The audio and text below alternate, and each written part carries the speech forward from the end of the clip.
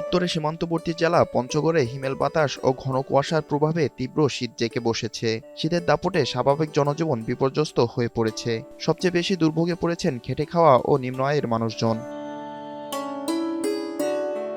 তেঁতুলিয়া আবহাওয়া পর্যবেক্ষণ কেন্দ্র থেকে জানা যায়, শুক্রবার ৯ জানুয়ারি সর্বনিম্ন তাপমাত্রা রেকর্ড করা হয়েছে ৬.৯ ডিগ্রি সেলসিয়াস। বাতাসের আর্দ্রতা ছিল ১০০% এবং ঘন্টায় ১০ থেকে ১২ কিলোমিটার বেগে ঠান্ডা বাতাস বয়ে যাচ্ছে।